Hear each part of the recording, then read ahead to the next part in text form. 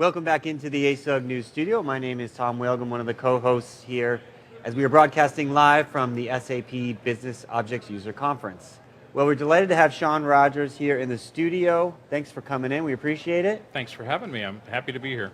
Shawn is here learning a lot, like the rest of us, about the SAP strategy. Works for Enterprise Management Associates. Yep. So you were at the keynote this morning by Christian and Adam. I was. It was a lot of fun. It was a lot of fun. We heard a lot about big data, dark data, unstructured data, social media data, all kinds of data. Machine data, sensor data. I mean, it's like almost like big data. We're kind of beyond in a sense, but that could all probably fill into the big data bucket. Well, do you see, when you look at SAP's approach to big data and analytics, how are they doing so far, in your opinion? Are you seeing a lot of good things that are resonating with customers? Yeah, I see a lot of maturity. I see they have obviously a huge user base, right? Mm-hmm. And so they demand an awful lot of SAP, and the user base is becoming a lot more sophisticated, a lot more demanding. They want to do more interesting things with their data. Mm-hmm. So it's kind of, I think, helped build a path for SAP towards the business intelligence strategy that they have, the agile data visualization or discovery strategy that they have, and of course the predictive analytics that they brought out recently. So all three, I think, columns or foundations for them in that direction are serving their customers rather well, and it gives them a solid sort of home base to start from when they need to do whatever it is they're trying to accomplish. Right. You followed the business object space for a long time. Yeah. You knew it way back. How's the transition going overall, do you think? Yes, they've bought business objects in 2007. That's been a while, but we've got some customers here who went through some painful times, but it seems better now. But how do you think SAP's done in the transition of absorbing business objects? I think better now is a good theme. Yeah, I think things might have been bumpy years back, but I think that's sort of ancient history. I think that they're moving forward with good speed, and they're transparent in what they're doing, and I think that they do a good job of including their customer base and their partner channels and how they're moving forward. And I think that always helps if you're transparent and open and you embrace communities like the one that we're here today. Right.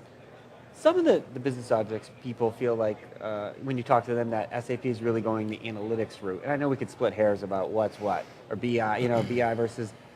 But if SAP starts to build some of these analytics products that are very not business objects oriented in a way, or do they think they risk a little bit by doing that, or you think you said customers want them to innovate, they got to? I think they're following a trend. I see 4 drivers in the space that I think SAP probably sees as well. Sophistication of the users, demanding more, just going beyond standard BI and wanting to do more. And the other side of that with the user bases is they're democratizing access to the information. There's a lot more people that want to get their hands on data and the insights that it can give them. So that's number one. Number two is the economical aspects of these drivers. And business intelligence overall is actually getting less expensive to do per seat, per license, and so on. It's a lot less expensive than it was when I got into the industry anyway. The third part is new technologies, and SAP is certainly putting new technologies into their strategy to sort of extend on the demand of their user base. And the last bit is new data, as you said, dark data, big data, machine data, social data, all of these things. And probably most importantly, the one that we don't talk about a lot is the data that we've been forced to ignore for so many years. Exactly, great point. You and I have read plenty of articles over the years about 80% of the valuable data in the enterprise was sort of untouchable. We couldn't do a lot with it. It wasn't practical. Now we can. So if you put a more sophisticated user with a better economic model, with new technology and new exciting data, companies like SAP have to expand their approach to how they're serving their customers. So I don't see them abandoning BI. I see them adding to the needs of those 4 drivers. Interesting. It's a very good point.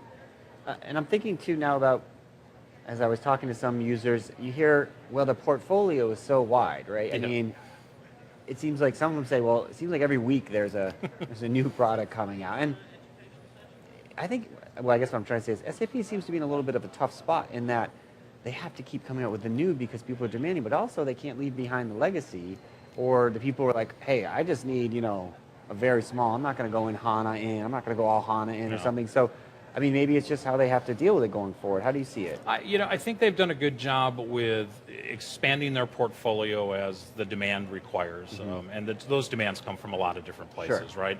And while doing that, they've left a lot of entry points. Adam made a good point today that you can get into Lumira for free today, and I think that those types of entry points are very important for inclusion as they go forward, and I expect that they'll continue to do that.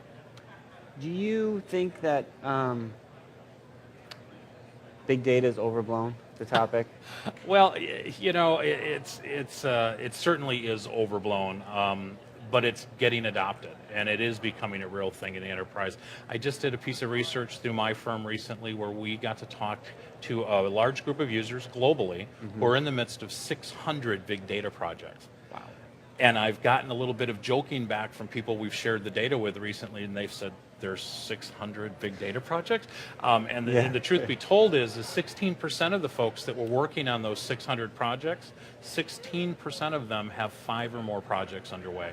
So that's a huge step forward from the same piece of research we did a year ago that didn't have nearly the adoption. So is it marketing buzz? Yeah. Okay. Do we talk too much about petabytes? Yes. The number of companies that are dealing with petabyte-sized challenges is very small. They're definitely in the minority.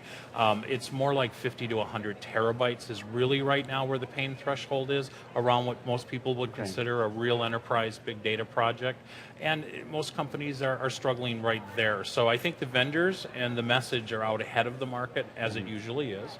But the real world is starting to catch up. And frankly, I think the term big data will get sunsetted in the next couple of years. It's what we're really talking about is enterprise information, all of it. And that's kind of, I think, where the challenge and the opportunity is right now. And frankly, I prefer hearing more about how we can solve things and how we can do things with big data versus talking about how big it is or how fast it moves. So it almost becomes like a one-up. Well, we have got 2 petabytes. How many petabytes do you have? Well, there's a lot of talk about V's around, velocity and all these other terms that people like to use around big data. I teach a class on big data quite often, and I have this great slide that has 10 V words in it, and it just sort of prattles on trying to describe the data to the point of where back to, it's not about the size of the data, it's about these new workloads and these new insights we can get. The most popular of all those 600 projects I mentioned before that we saw in our research is fraud analysis and risk analysis. Now that's really valuable to companies. Absolutely. I guess my last question before you, I was talking about this earlier with another guest. It was, we've got big data. How about big bad data?